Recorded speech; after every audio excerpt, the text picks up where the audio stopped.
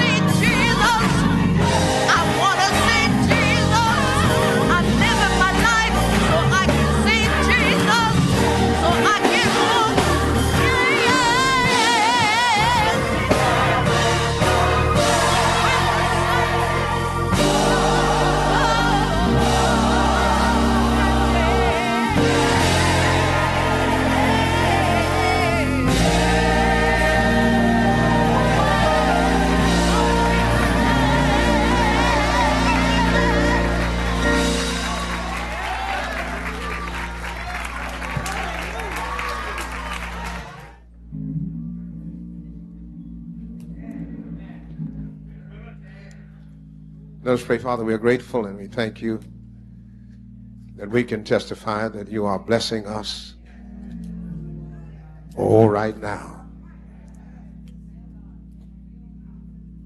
You're blessing us with your presence, your power, your comfort.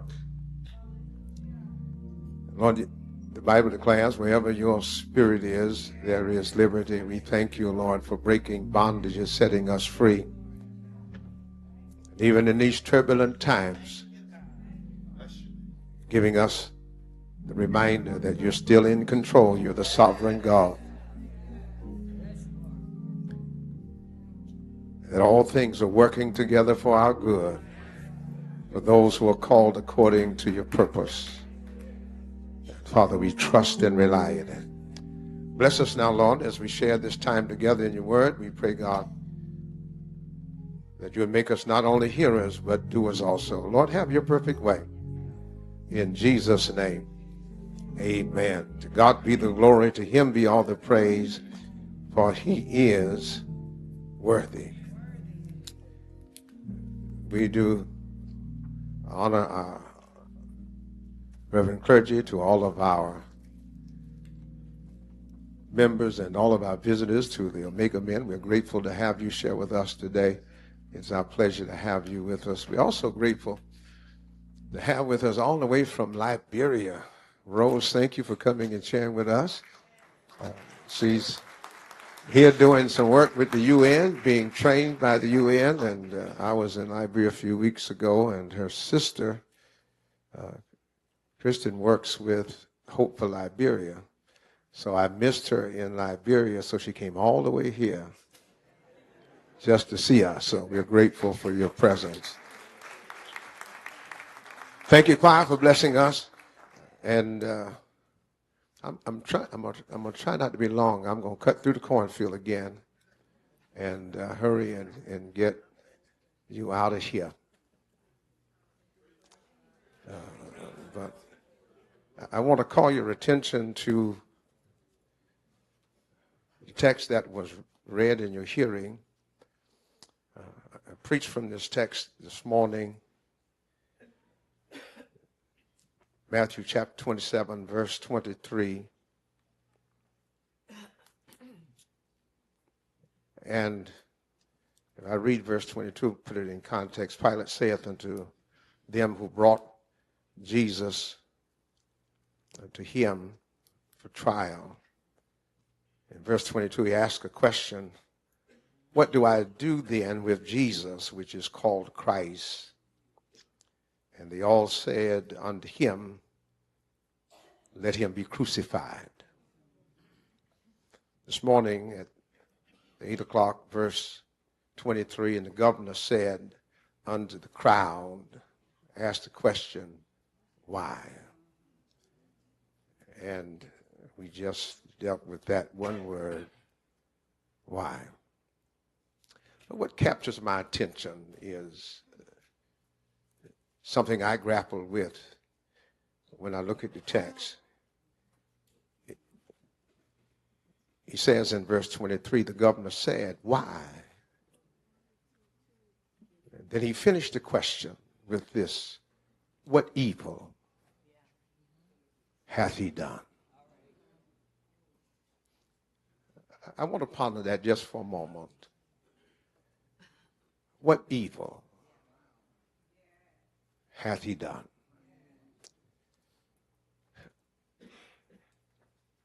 There's a lot of people that you know that people say a lot of things about them. People you know and people you might be friends with. And it might be some gossip. It might be something you see on social media about them, and you know them in a different way. And you have to ask the question, what evil have they done? I took my wife out to dinner the other night, and I walked in, and as soon as I walked in the door, someone accosted me and start talking to me about politics and start saying to me what the Republicans say about me.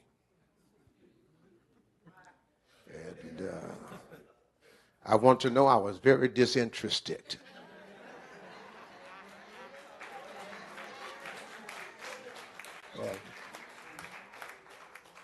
But I wondered to myself, but what evil hath I done? Our text shows us a record of the most evil and unjust event in human history. It's hard to believe when you read it that men can be so calculated in their cruelty. It's even harder to believe that men, especially people who can be religious, can be so evil. When you read the context, a lot of things have already happened in the life of Jesus and how quickly things can change. Satan had already put it into the heart of Judas to betray Christ. Judas had already sold Jesus out for 30 silver coins. Judas had already betrayed Jesus with a kiss, and the disciples had already forsaken him. And Peter had already denied him. Jesus had been arrested and taken not to one court, but 6 courts. 3 of the courts were religious, and 3 of the courts were civil. 3 were before the high priest and the Sanhedrin council, and 3 were before the Roman government.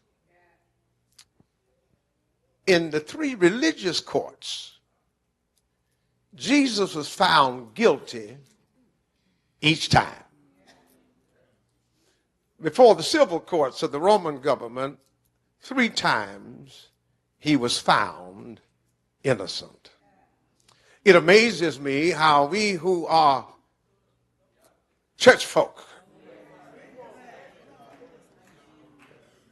can be so judgmental,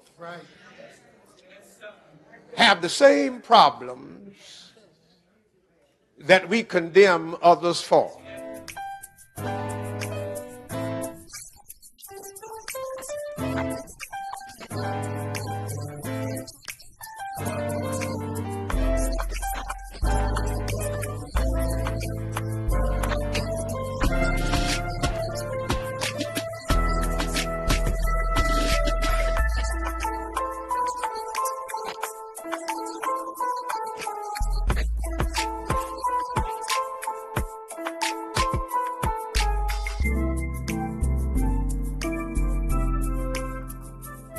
My name is Reverend Collins Day. He's the pastor of the Second Baptist Church in Atlantic City, New Jersey. If you're looking for a church home, a place to reconnect, a great place of fellowship, join us at Second Baptist Church here in Atlantic City, where everyone is welcome and the love of Christ is alive.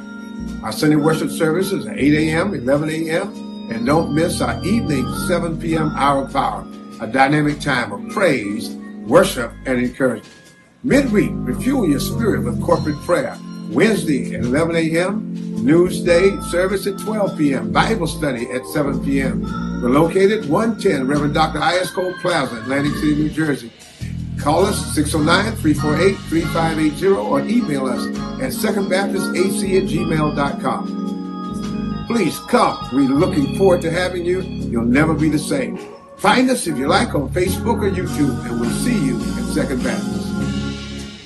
Good evening, everyone, and welcome to another edition of Kingdom Conversations. We're really grateful that you took the time to be a part of our conversation today. We have a great guest today, and first of all, before I even go any further, I want to thank Elon Edwards for last week for standing in my stead and hosting Kingdom Conversations in interviewing one of his mentors, our good friend, Reverend Archibald. And it was a really great interview, and I hope that you were blessed and enjoyed it. And I want to welcome today our guest, who has some very interesting information that all of us need to be aware of. Greg Sayer, Vice President of Solid Waste at ACUA. Welcome, Greg, to Kingdom Conversations. Thank you very much. I'm happy to be here. Greg, everybody in the county, we are beneficiaries of the work that you do, the great work you do at ACUA, Solid Waste. That's the garbage collection and disposal for the county. And so he is the VP, the man in charge. And we're talking to the head honcho, or one of the head honchos for waste management. And so we want to just tell us a little bit about it and how long you've been a part of ACUA. So I've been there coming on 20 years in April. So I can't. It's hard to believe it was gone that quickly, but I started out actually in the scale house, weighing the trucks that come in, and eventually moved up into sort of project management, and through there into the maintenance department a little bit, and then director of operations, and just this past year was promoted to vice president of solid waste. So 20 years experience throughout the organization, touching on a lot of different things of that we do. So, for those that aren't really aware of what goes on at the ACUA, you see our trucks probably around the county picking up your trash and your recycling, yard waste, that sort of stuff. We operate the landfill for the county, and also a recycling center, a compost facility at that site. We have a wastewater plant also, which you see in Atlantic City with windmills. That's kind of a little more visual that people know about that place. They don't necessarily know it's a wastewater treatment plant, but that's what it is. But I'm on the solid waste side. So we take in all the trash and recycling that come in from the county. And, a lot of people, you put it at the curb and it disappears, right? It's one of those magic things that we're really blessed with in the United States, that we don't have to think about it. You put it all in a big can and it goes away. And hopefully we're sorting our recycling out. We sometimes do a good job with that, sometimes not. But both those are collected by us. We take the recycling in, we ship it up to Tinton Falls. Mazda Recycling is currently our partner. And they process all the materials up there, separate the glasses and the plastics and all that sort of stuff, and send them out to markets. The trash goes into our landfill. So the landfill began operations in the early 90s, and it's the only landfill in the county. Prior to us, going back in the 70s and 80s, there was over 40 landfills in the county, and they were unlined landfills, meaning it's just a hole in the ground. Most people know about Price's Pit, right? That was a horrible environmental disaster, one of the worst in the country. And there was actually 3 Price's Pits in Egg Harbor Township, New Jersey, Pleasantville, just complete disasters where the groundwater was contaminated from all the chemicals that were going in there. So that's kind of why the ACUA was created to begin with, right? When we were charged with handling the waste, is have an accountable organization. We answer to the county commissioners, the county executive, and as a result, we answer to all the municipalities in Atlantic County. So we do it properly. We have it's a double line modern landfill, so there's layers of geosynthetic material that prevent contamination of the groundwater, and it's the modern version of how we handle waste. In the United States, really, we handle waste 2 ways. You either burn it, so you see up in Newark and Camden they have incinerators, or we put in a landfill. And there's about a dozen landfills in New Jersey, and they're all, as you can imagine, compressed for space here, as we are with everything in New Jersey because we're such a tightly populated state. So, we've been handling waste since the early 90s. And initially, we used to start with construction debris. What that means is, you think of brick and concrete, that sort of stuff, blocks and wood, because our site is very close to the Atlantic City Airport. And most people don't kind of think about this combination, but if you have a lot of food waste out, it attracts birds. Think out of a dumpster outside McDonald's, there's always seagulls there. So we couldn't put the putrescible waste, the food waste, in our landfill at first because we didn't want birds around the airport. Obviously, everyone knows that you get a bird strike on an airplane, that is not very good. But after several years, we kind of came up with the idea of let's do it at night. The birds are roosting, they're sleeping at night, so they won't be attracted to the waste. And it's been a very successful project for us since the early 2000s that we've been doing it. And we did it on a temporary demonstration basis first. We had a wildlife biologist come from Canada, from the DEP, Department of Environmental Protection, gave us instructions on who we actually need to hire, along with the FAA. They kind of gave us all input. If you're going to do this, you have to have the experts there. So we had an expert fly in from Canada, set up this program where we monitor the birds, and it's been very successful. We haven't had any bird issues. We have a wildlife biologist on staff every day. He drives around the landfill and monitors for birds, so we don't have to worry about that. So now we take all waste in during the day, goes in our transfer station. At night, we haul up the waste to the landfill. And, it's people put it at the curb, but they forget about it. But something happened 24/7 really. And we have guys up in the landfill. You think when we had those snowstorms at night or just the heavy rains and wind, there's guys up there working, burying your trash and making sure that this essential public service gets handled. I think it's important, as you say, we put our trash out and we don't know what happens to it. We don't even care, and hopefully we won't see it again, but it's a very important function. You started talking earlier about recycling. Yeah. And how important is recycling, and what percentage do the households recycle in Atlantic County? So, we usually see around 20 to 30% recycling, depending on the municipality. And some of that accounts for yard waste too. So that counts as recycling when you're putting your leaves and brush into a compost that we have on site as opposed to the landfill. But, it's really important because, the landfill is finite, right? So it'll fill up. The more stuff you put in there, the less space we have. So if you can divert your cans, your bottles, and your plastics, your papers, that saves space. And it's also an economic factor too, right? So, our municipalities pay about $82 a ton to landfill that waste. If it's recycling, they're saving money on that. They are not paying $82 a ton to recycle. There is a cost to recycling, but the municipalities do not get charged that.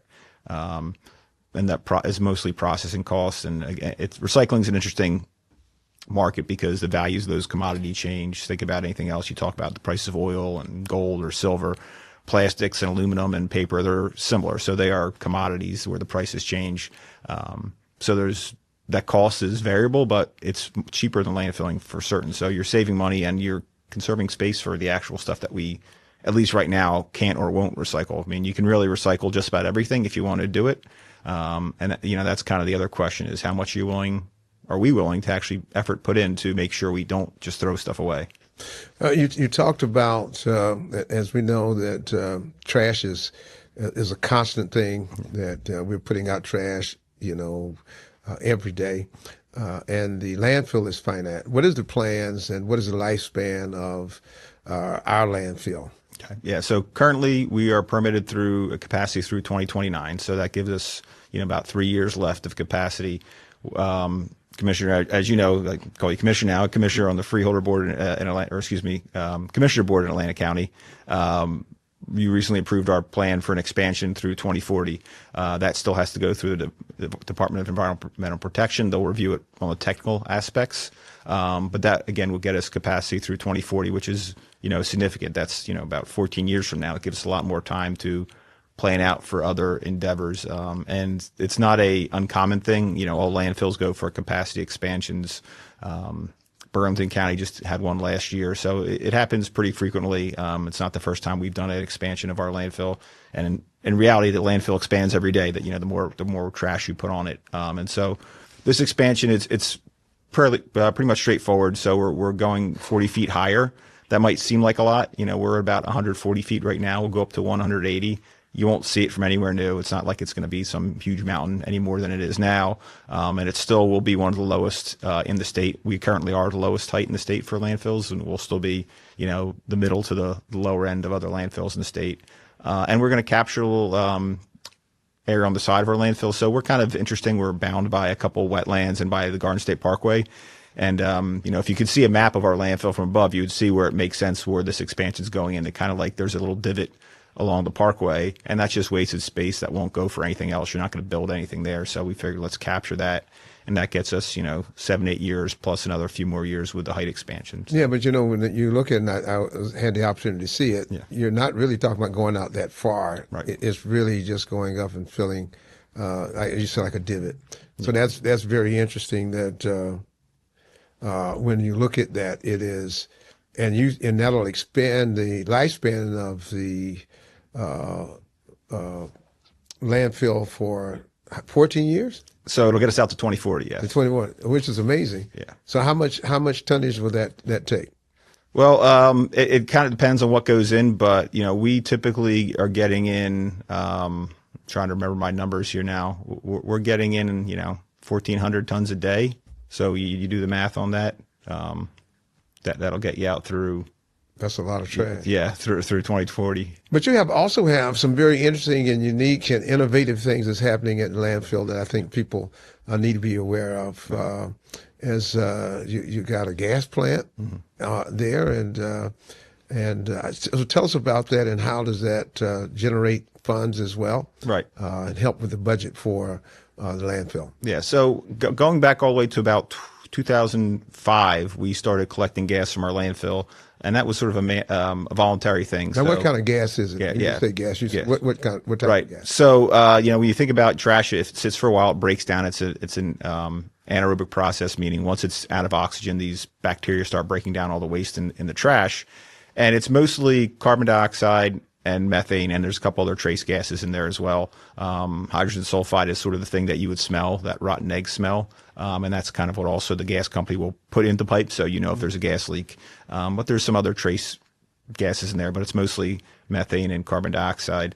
And so when we capture that, we're preventing greenhouse gases, obviously, but you can generate power from it. So for years, we were actually creating electricity from that gas up until I believe it was 2016 or 2017. And there was different reasons why we changed that out. There was the lifetime on the engines kind of reached a certain point, and the economics on that project weren't quite as good as they were when it was initially started. And we had, even prior to that, we had looked at, some of the gas we still had was generating called renewable natural gas. So what that means is you take that gas that's coming out of landfill and you clean it up. You're stripping out everything else besides the methane for the most part, and then you put it in the pipeline. So that went online actually this past fall in October. The facility went online, and it's been great for us. So we're expecting to have somewhere between $1 to $2 million a year in revenue from that, which would be incredibly helpful for our organization. To help fund different endeavors that we do at the landfill. And it's basically you're talking like a 98%. Reduction in emissions from the landfill with that too. So you think that gas is no longer being directly vented to the atmosphere. It's no longer being burned through a engine on site or through a flare on site. It's going into the pipeline and just replacing other gas in your homes. Really? And so how much gas is actually being produced from the landfill? So there's a term we use. It's called standard cubic feet per minute. It's a industry gas term, and we're typically about 2,700 SCFM so that's how much gas is constantly flowing from the landfill into this system.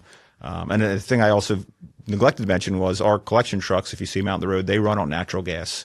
So that means now the gas that is produced from our landfill, which is originally trash, goes and fuels those trucks. So those trucks that are picking up your trash are fueled by that trash that was sitting in the landfill for 10, 15 years. Wow. So what's the lifespan of the gas production for, and how long does it take for the trash to break down to make gas? Yeah, so it all depends on the material, but there's something called a landfill gas curve, which, if you think about a graph, it's like a 15-year that it goes out. So you put your waste in the landfill, and then for about 15 years, it's still producing gas, and it'll be a sharp increase at first over the years and slowly decline back down. But it's, let's just say you stop the landfill, whether it's in 2040 or some other date, 15 years, it's still going to be producing a significant amount of gas. But even after that, there's still gas produced. So Pinelands Park landfill, which some people might know is McCullough's golf course over in Egbert Township, that was an old landfill. We currently maintain that now, and that shut down over 30 years ago and is still producing small amounts of gas that we have to manage. Really? That's interesting. Yeah. So in terms of, you guys have been very creative and really on cutting edge of management of landfill. What are some of the other things that you guys are doing? And you didn't talk about in terms of what kind of income is the gas generating for Atlantic County? Yeah. Well, so as far as income, it's, roughly we're expecting $1 million to $2 million per year. Like I said, it just went online in October, so we'll kind of see what that looks like, but that's our expectation. And again, that keeps our rates low for municipalities and residents in the county. As far as, cutting edge stuff, that's funny because one of the first things I started at when I move out of the scale house into sort of the project management role. Now, the scale house is the beginning. As soon as you walk, as soon as you drive in, you weigh your trash. Yeah. And so you went from the front of the house all the way to the back of the house. Correct. Yep. Yeah. And my predecessor. Congratulations as well. Thank you. My predecessor also, he started on the back of a truck, went to the scale house, and so we have a good tradition and emphasis on promotion from within and developing our staff to the maximum that they can do. So it's a good organization in that regard for certain. But so I started when I started in the office. There was a joke, well, Greg's going to be the only one here by the time the landfill closes. So he's going to be the one, responsible for researching these different types of technology and what we can do, replacing landfill. And our president too, Matt D'Onofrio, who started around the same time as me, he and I traveled to different places and looked at different technologies. And so, you got a lot of technologies out there that are sort of these magical black boxes where they tell you, hey, you put everything in there and we'll zap it and it'll turn into, like rainbows and energy on the other side. And that's all well and good, but everyone knows with their trash, right? You're throwing everything in there. So, my refrigerator kicks the bucket and all of a sudden the food goes bad. I'm throwing that in there. Someone else is cleaning out their garage and they're throwing out some old trophies or, whatever. It's not all the same, right? And so handling that material is very difficult. So what we found over the last 20 years or so, we've been looking at this is it's really important that you are processing material and sorting out properly so you can kind of get a good product to do something with. One of the technologies we had looked at was called plasma gasification with the company NRG Energy. They're one of the largest energy companies in the United States. And what they had thought was, hey, we buy gas and oil and stuff to produce energy. What if someone paid us to take trash and we made energy from that? So they were kind of bullish on that idea and this technology called gasification, which used basically almost like think about lightning, and it was so hot that it stripped all the molecules up and created energy from them. And we got very close with them on doing a project, a demonstration project. It's tough because New Jersey Department of Environmental Protection is very strict, right? So they want to make sure we're doing everything right. They issued us solid waste permits, but they weren't inclined to issue us an air permit because they weren't sure what comes out the back end, right? And that's important because you never know. So after several years, we kind of pulled the plug on that one. We couldn't really find ourselves anywhere. But we've issued a couple requests for proposals since then, and we're in the process now. We'll be accepting proposals actually the end of this month on April 1st for another waste conversion project. So we started this way back in, I want to say 2024, issued a request for qualifications to, the entire country, submit sort of general ideas of what you want to do and your history as a company. And based on that, we qualified 3 vendors, and those vendors then submitted a proposal, and those proposals will come in April 1st. So we'll see what's available. Like I said, as we've been through this over several years and iterations, what we find is it's really important that the waste gets processed. So a lot of these technologies think they can handle the waste, but they don't think about the processing ahead of time where you're separating stuff out so you get the right mix of material. And we've seen more emphasis on that now. We've seen companies that come in and understand that, and they're not necessarily as whiz-bang magic science. They're more like, let's put the work in and getting material the way we want it to be, and then do a more basic thing where, you're taking maybe the fibers, the food waste and handling it in more common methods. So food waste is a big thing. A lot of other countries and even the United States, you see other areas where they're focusing on food waste diversion. So just like we recycle plastics and metal, keeping your food waste out of the trash is an easy thing to do. And then you can just basically compost that. You can have indoor composting for that. You can create soil and then that renewable natural gas out of that. So could be something like that comes out of this process for us. We'll see what comes back with the proposals. But that's something that, we're very cognizant of and we want to see go forward is getting more things out of the landfill and doing a better job of actually managing the waste instead of just throwing it in a hole. Greg, with all the stuff you're doing in terms of forward thinking as relates to landfill, there were some rumors at one time or some efforts to talk about a transfer station of the trash, and I would guess that means that you would shipping the trash to other localities other than the county landfill. How would that impact? It wasn't that popular. I don't know if that's still on the horizon or not. So could you talk about that a little bit? Yeah, so there's a couple factors in play there. For starters, there's a policy in place called waste flow, which is in place in many counties in New Jersey, which essentially says, you handle the waste at a specific site in your county, and then that's important, right? Because you want to be sustainable. You want to make sure the waste we're creating, we're going to take care of it properly here. And, in the past, we did transfer waste out before the landfill was finalized. We were sending some waste out. Like I mentioned, at first, we were only disposing of construction debris. We were sending out the municipal waste other places. And originally, we were supposed to be sending all of our waste to an incinerator in Mercer County, which never got created. But, when you talk about sending waste out now, it's important to realize there's a couple factors which make it difficult. For one thing, the economics. Right now residents pay through their municipal rates about $82 a ton.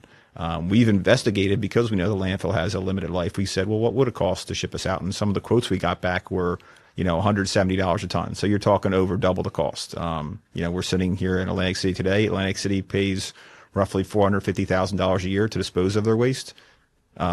Municipal solid waste. If that was shipped out somewhere else, that would be double. So you're talking, close to $1 million as opposed to less than $500,000. That's a big budget item for municipalities. And so we talk with our municipal counterparts every year when we have budget meetings, and, we go through this with them, and they really understand that, every municipality is hurting right now, whether it's healthcare costs or just, rising, costs for their workers. The budgets are tight. So, we're very cognizant of that, and we do everything we can to keep our rates low. So when you ship it out, that costs go up. But also an important thing to realize is, we're accountable. So if there's a problem, we go before the commissioner board. We talk to the county executive. We talk to the municipalities. I live in Absecon. We had a meeting in Absecon where they came and the public had lots of questions for us because we're a public entity. Once that goes away, that accountability disappears, right? So accountability on rates, accountability on how we're handling it. If you ship that waste somewhere else, ultimately the origin of that waste is still responsible, whether it's the county or the municipality. That goes to a landfill in Pennsylvania, Ohio, and there's an issue there. That bill for cleanup, if there's an issue, comes back to the municipality. Everyone knows the story of that garbage barge that, left New Jersey and just sat off the coast for years. And, yeah. So. That just never would get anywhere, never would disappear. Right. Now, tell us what happens with the trash, because, there's a lot of people that's never been to the landfill. Mm-hmm. I've been there taking, just garbage that I had piled up at the farm or somewhere. So what happens when it leaves the house? What happens to it? Okay. So, you put out your front curb and our trash trucks come around and collect it, right? And then the trucks take it to our transfer station. So we have a large building. They're dumping on it's called the tip floor there. They dump it in there. We got equipment that's pushing it up, so we have room for all the waste that comes in, makes a nice pile. And then once we get to sundown, we have a separate crew comes in. They're loading those trash bags and everything onto what we call ukes. They're articulated dump trucks. Think of, like heavy yellow equipment that's in quarries, that sort of thing. And they climb up on the hill and they go on the landfill and they're dumping that waste into the landfill at night. And then we have other equipment up there like compactors and dozers, which is, again, compacting the trash, smushing it down so we get it as tight as possible on the landfill working face. And then at the end of the night, we're making sure we cover it all with material. Dirt, we use both what's called clean fill, which is, clean dirt you might use for any project, but also we'll use contaminated soils as long as it meets certain specifications. So think about material from a gas station, right, that's contaminated. We can use that actually uncover on the landfill as long as it meets certain specifications, which helps us save money because, instead of paying for clean dirt, we're getting paid to use some of that, we call it dirty dirt in the industry. Well, you're talking about all the different aspects of moving. That sounds like there's a varied jobs through landfill, because a lot of times all we see in the community are, the trash trucks moving, and some of them are picking up trash automatically. Some people are, are actually going and get the cans. So what types of jobs that the landfill has, and are there any available? Yeah. So outside, like you said, the traditional trash collectors, and the landfill will have, we typically call them operators, different levels. So you'll have guys driving those trucks that basically are going from the landfill or from the transfer station up to landfill and back every day, or they're hauling material at our compost site. It's in basically a large dump truck they're driving around. Then we have higher level operators, which are grading the landfill, so making sure it's the proper height. It's grading to make sure the shape and the height and size of the landfill is proper. You have trucks, ultimately moving material around, compactors, which is, a huge piece of equipment to smush that waste down in a very precise manner. And that happens also a lot at night. So that's a very difficult job to do. Those are sort of the main landfilling of the trash jobs, but we also have what we call landfill gas tech. So to collect the gas, we have all these wells on the landfill. And so someone's going around there checking the wells.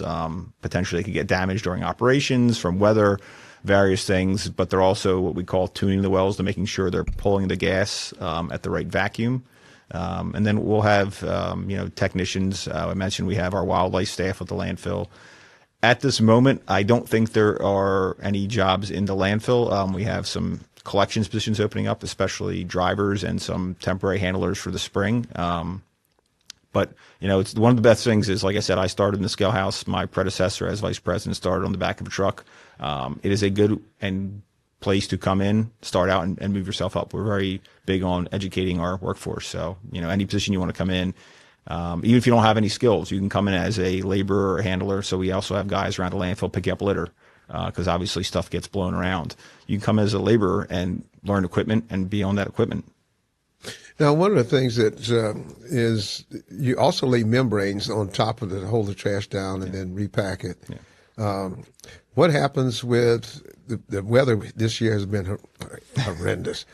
I haven't seen it like this, and being cold so long and rainy so well and snowy so long. Yeah. How did that impact your work, not only from trash pickup, but also in terms of compacting it? Yeah, so for trash pickup, obviously everyone saw there was delays, and I would say the good thing is when you have snow, we might be behind a day because we might have to skip the day, but everyone struggles to get their trash to the curb when there's 1.5 feet of snow, so it's easier to catch up on that. At the landfill, it's tough because those conditions up there are never good. When it gets wet, you have mud, and it's just so the equipment is on this slick material, right? So they have to be ultra conscious of not sliding off the working face, not hitting a well. You hit a well, then it creates a gas leak, and that's a problem for our collection system and also can create odors. So those are important things to know when that working face is wet and muddy. But also if you get a lot of rain, so going back a few years, we had those periods of heavy rain, and not just a lot of rain, but heavy soaking rain, and that just washes the dirt off, right? So you're constantly having to go back to make sure your material's covered, and that's just an extra step. And we found during that time we got a little extra creative with how we handled it. So we would take some like leaf and brush type material from our compost site and put that on top. That would sort of keep the runoff from happening, which was a good thing we did on the slopes of the landfill. Because if not, you just have washout, and you're constantly moving dirt from the bottom of the hill back up every time it rains off. It washes off with the rain. So we got creative on how to handle that. We'll use what's called temporary capping, which is basically like a big tarp we put down. So if we're finished in an area, we can put a tarp down and sandbags on top, and that helps control the erosion as well. And how do you deal with, making sure the air quality is good for not only the workers, but for the community? Yeah. So like I mentioned, we have wells around the landfill that collects our gas, and like I said, they're constantly tuned. We have a third-party company, Opal Fuels, who manage our landfill gas system. They do the RNG project for us, and they've been incredibly helpful with their experience in helping us to expand our gas collection system. You have the wells, but you also have something called header pipe, which every well is attached to a pipe, and that pipe eventually goes back to the cleanup system. And when you have those header pipes, you always want to make sure they're in good condition and they're sized right, because as you add more gas, you're piping more gas through those pipes, and you want to make sure they're sized right. So we did some upgrades on that, going from what we call 12-inch header pipe, which think about as 12-inch wide, to an 18-inch header pipe. Allows more gas to go through. We created some redundancy in our system, so if something happens, the gas can still flow properly. And we constantly monitor the site. Every day we're operating, we have someone out there checking air quality to making sure we're in compliance. It's a landfill, so you're never going to be perfect. There's always going to be smells. You open up your trash can on a hot summer day, you smell it, right? So it's never perfect, but we are doing everything within industry parameters, and we do best management practices nonstop. And there's something we have called an odor management plan, and that's something that usually is typically triggered if you have a couple days where you're over your odor limits. Then we trigger a couple different things we do, but the reality of how we operate is we do those things daily anyway. So we're not just waiting for there to be a day with high odor. We are constantly doing the things we would have to do every day, checking all of our wells, checking all of our sumps for the the liquid in the landfill to make sure everything's the way it needs to be. So tell me, what fun things happen in the landfill? Is a funny thing happen on the way to the landfill? Funny. Well, all sorts of stuff. There's sad stories about, people just throwing away the wrong things. Whether it's, a wallet, which obviously, you might lose some money, but you'll be able to get your credit cards back or whatever, but wedding rings, that sort of stuff. And we've had people call and say, hey, I live in Mullock or I live in Eggerborough Township and, I threw this away. And, if we're the ones that happen to collect it. So, there's, at least half a dozen municipalities that we collect the trash in. If we know where they threw it away, we can say, all right, well, it's on this truck. And when that truck comes in, we can dump that truck in a special spot and we'll say, look, you can sign a waiver and come dig through the trash, and they'll find it sometimes. So really? Stories, So they actually, you single out the truck. Yeah. I thought you said you were going to go through it and find it. So you no, and you allow them to come and go through the trash. Yeah. So we obviously make sure safety wise, they're away from all the equipment, and they have to agree to be what we're watching, make sure not doing anything dangerous. But we'll kind of let them go through and look to see if they could find it. And people have found stuff that they've lost in there for certain. Yeah. Are you serious? Absolutely. That's like looking for a needle in a absolutely in a garbage pile. It is. That's exactly what it is. But it's happened sometimes, and we're glad when there's a good outcome at the end. Well, I don't know if there's a good outcome at the end. I can imagine how many showers they have to take after they go through all the trash, but that's interesting. Yeah. So if someone would like to at least explore the possibilities of working for the Atlantic County landfill, how would they go about it? So you can go onto our website, acua.com, and fill in an application. We take applications all the time, whether we're hiring or not. This way we have, a good pool of candidates to put through. So I would suggest going on there. We update every time we have a new position. Like I said, currently we are looking for drivers for our collection trucks, and we're starting to staff up seasonal for the summer help as we obviously get a little busier here in Atlantic County in the summer. Even, like I said, starting as a temporary summer help on the back of a truck can lead to a full-time job in operating heavy equipment on the landfill if you put the effort in. We see that a lot, and that's always, I love sitting in interviews and promoting people from within, and especially seeing the guys guys and gals who put hard work in. They're working extra, they're putting overtime in, they're learning, and it's a nice feeling to see them put the effort in and succeed, and then us being able to promote them. So that's one of the things I love about my job is when we can do that. Now you have some upcoming events coming up right Yes. now since the weather's getting warm. You don't even have some large events there at ACUA. Yep. Tell us about it. Well, thanks for that, because I had to plug it anyway. So we have our annual Earth Day celebration. I think we're well past 30 years we've been doing this now. And it'll be April 26th, Sunday, 10 to 4. So there'll be vendors there with lots of educational material and fun things for the kids to do. We do tours of our sewer plant as well as the landfill. You may be able to get a tour from me. I'm trying to avoid that. I thought I got out of tours. I thought as vice president I could pick one and choose what I wanted to volunteer for, but apparently not. I still have to do those tours. But it's actually fun. You go on a hayride up to the top of the landfill, which is actually the highest point in Atlantic County, so you can see Atlantic City from there and the airport, and kids will throw hay at each other, and they seem to enjoy it. And some people listen to the information, some people don't, but it's a good time. Like I said, there's lots of food and crafts there. It's a really good event. We get in excess of 6,000, 7,000, 8,000 people some years if the weather's nice, and it's free. Wow, that's amazing. And again, that's going to be when? April 26th from 10 to 4. And everyone's invited? Everyone's invited, yes. And you should take the opportunity to see the process and see. It's very educational to see that. And Greg, you said you thought you were going to get out. Matter of fact, you was a part of my tour when I went there. And so you were a great tour guide. So that ought to be a part of your job description. Next time I go to commissioner board, I'm going to see if we can put that in as a part of your job description to be a tour guide. And you're going to be able to tour as well, you said, the sewage treatment plant, which I also had an opportunity to do. That was very educational as well.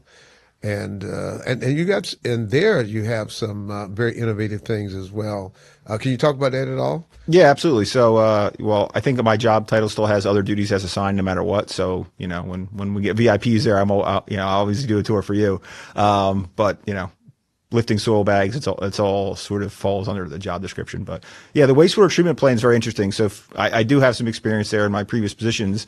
So we have the wind farm, which has been actually, operational for 20 years now, which is pretty amazing to think about that. And, that's about 60% of the energy we use at the treatment plant, which is a very energy intensive process to handle your sewage, is powered by the wind farm, which is great. We were saving, millions of dollars over the course of the project lifetime. We have a solar array there. Was the first actually rooftop and parking lot canopy solar, but that's also 20 years old, and everyone sees solar everywhere now, so it's not as interesting as it used to be. But we've had solar there, and we have a new interesting project that pulls the microplastics out of the sewage.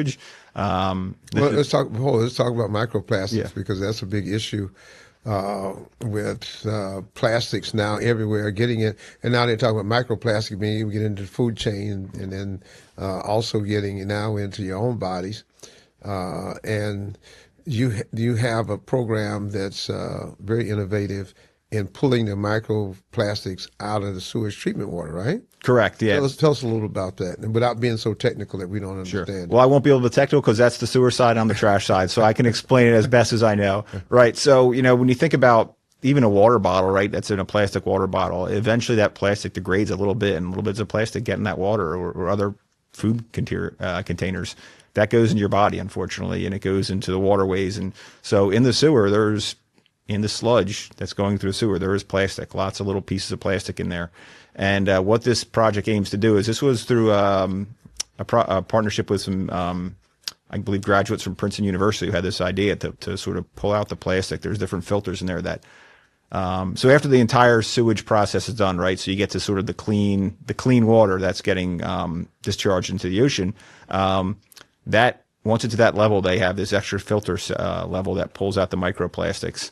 And it's only at a sort of demonstration, small-scale project now, but we're actually looking to upgrade that to a larger scale. And I believe we're sort of working with them to kind of maybe potentially help locate that new company here in South Jersey.